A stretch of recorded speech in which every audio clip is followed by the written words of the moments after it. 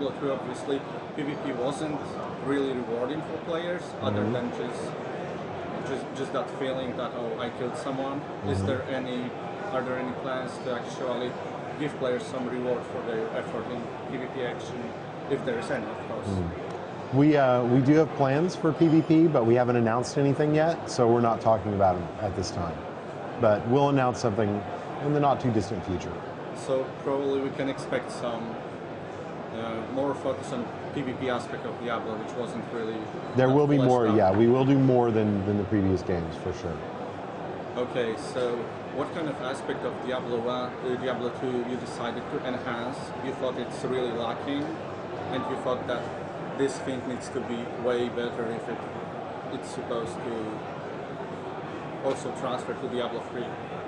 Well, we've pretty much gone through every part of the game and looked for ways to make it better. The combat system is a big one, you know, making a combat system that allows for more diversity in how the classes play by leaning more on a health system instead of potions. But you can look throughout the game. A new artisan feature that we announced is a great example of a way that we took a lot of features that weren't even necessarily crafting features, like gambling and rune words, and essentially we took what we liked from those systems and we created a robust, full crafting system that allows us to do a whole big variety of things for the player.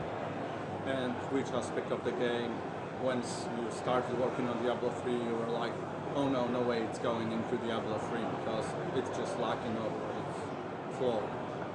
Well, I mean, I mentioned potions. That was a big one. We took those out. We didn't. Well, they're not completely out, but we removed the mechanic of just utilizing them over and over again because we didn't feel it was a good overall health model for the game. We also removed town portals because they're a combat exploit. So anything that kind of hurts the depth of combat, we really worked on. Okay, and what can you tell us about armor sets? Because those obviously were sort of fun to collect in Diablo 2, but you never really got them before they were really useless for your character because you had too high a level. Yeah, the problems with item sets in Diablo 2, we definitely understand the problems, and we want to solve them.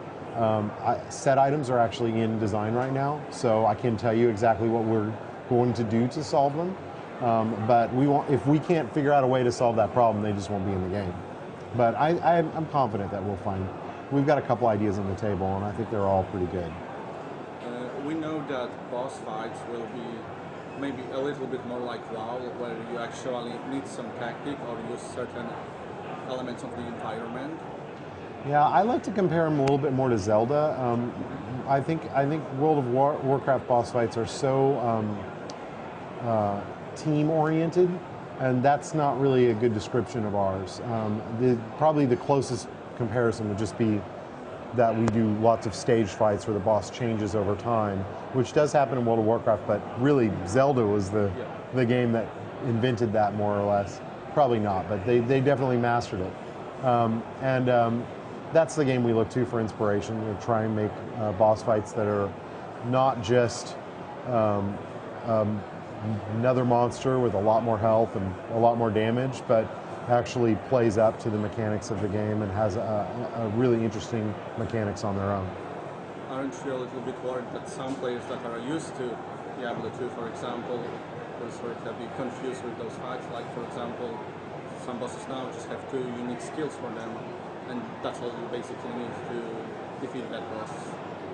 No, they're not so far from Diablo 2 that they're jarring. They just feel a lot better. They feel a lot less repetitive because but they're still Diablo characters. They're still designed, and that's why I say I think Zelda's a better comparison, because I think if we made boss fights like World of Warcraft, where you needed a party of people and a certain composition to be able to, and everyone had a role, and you couldn't stand on certain things at a certain time, yeah, that would feel like a World of Warcraft fight.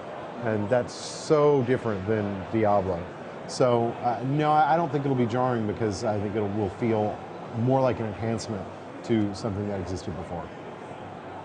And what are you focusing right now during development, for example? Are you working on certain act? Because I know you guys are trying to polish a check. what's that you are currently focusing on in the studio? The majority of the team is actually working across all 4 acts simultaneously. So they're all in production. But a subset of the team is focusing on polishing the first act. So the focus there being that most of our systems we've kind of proven out. We know what they need to look like to ship the game. But there's a few couple systems, mainly questing and storytelling, that are not quite to the quality level we want. So we're really focusing on them for the first act so we can get them right and act as an example for when we build those things out in the other acts. Okay, and we don't know much about resource systems, though are getting overhauled lately. We know that instability isn't supposed to work as it was described earlier, and Fury could change as well. How do you think you can balance if you're trying really to go for 5 different resource systems for each class to feel just as powerful and just as good as the other ones? Well, it's the process of balancing resources is not an overly complex one. It's basically math, and we have lots of guys who are very good at math. So that's the basic. There's a lot of other systems that are more subjective, that are a lot harder to balance than a resource system. It's essentially, like if you're going to balance, say, a skill like magic missile with multiple projectiles versus a skill like Blizzard. Well, they don't even have relationships on certain levels, so that becomes more subjective. Should Magic Missile do more damage because it tends to hit less targets, or should Blizzard have a bigger radius of effect? Or it's like they're much more subjective. But when you get to resources, it's just well, I need to be able to output this much DPS, per minute. And can I do that? No, you can't. Is it a resource problem? Yes. Okay, adjust the resource. So you probably can tell right now what is your current concept for either instability or mod play. Oh, we can talk about. I'll talk about where they're at. So we actually removed. We could not get a version of instability we liked. The last version involved buff and debuff that would hit the wizard whenever she went unstable. And it was just it was actually a pretty severe buff. It doubled all the damage on her, but it also increased her crit chance. And it just didn't affect how people played. They didn't notice it most of the time. When they did notice it, it didn't change what they were doing. And that's not really the point of a resource. The point of the resource is it needs to be managed somewhat to change how you play. So now it's called Arcane Power. And it's not dissimilar to mana in a lot of ways, but it regens very, very quickly, and it doesn't grow over time. It is a kind of a flat amount that she has, and then she has lots of abilities and passive skills that enhance it. So Fury is more or less still kind of where it was at. We're just spending time tuning it. A lot of it is like getting the right costs for different skills so that Fury feels like what it's supposed to feel like, but it also doesn't slow the barbarian down.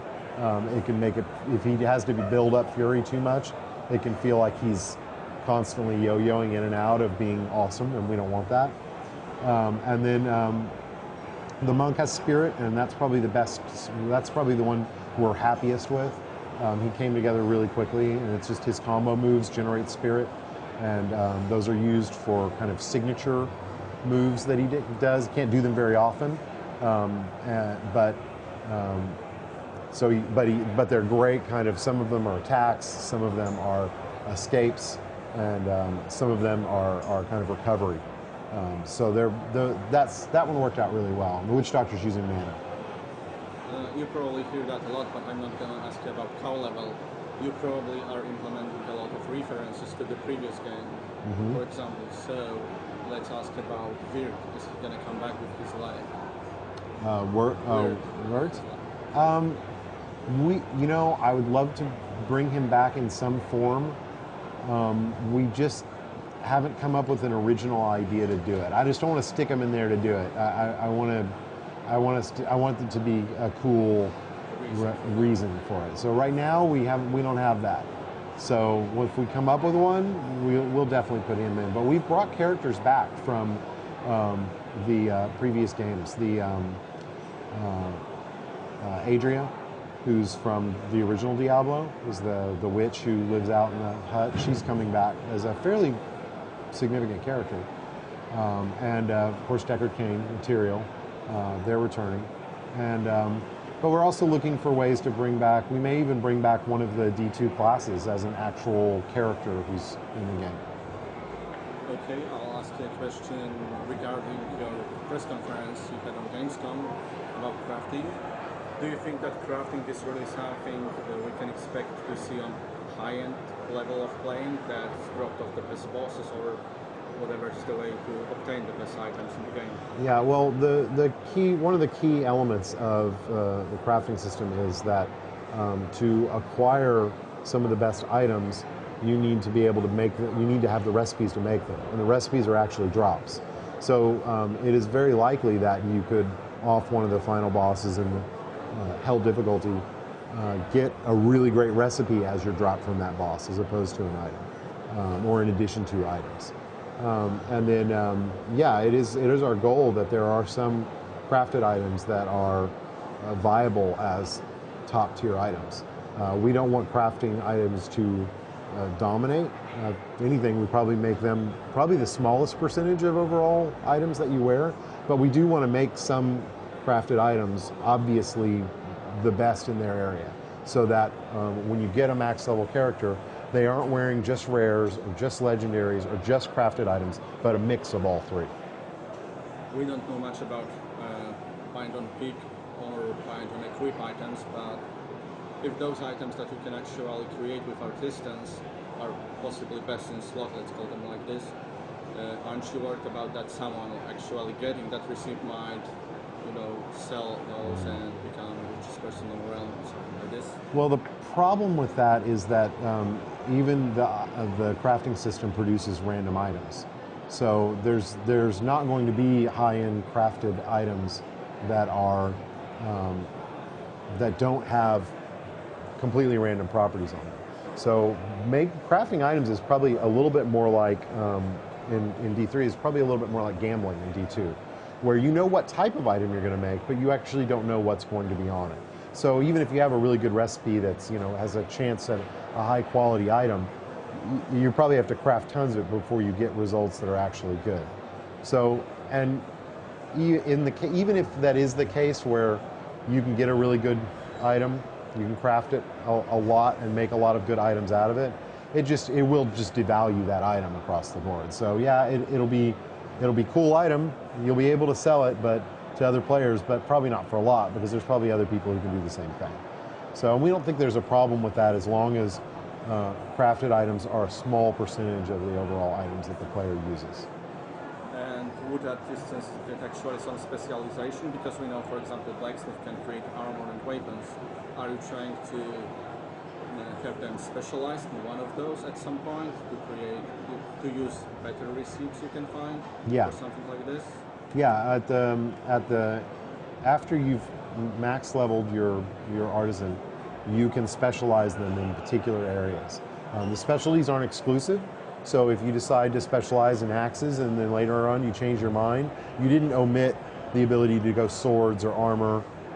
You can just start going down that path separately. So it's more that each path is its own time and resource commitment. But yeah, you absolutely can specialize into the things that you like the most. So that's another thing to balance for all of those specializations to be viable and for a player. Yep.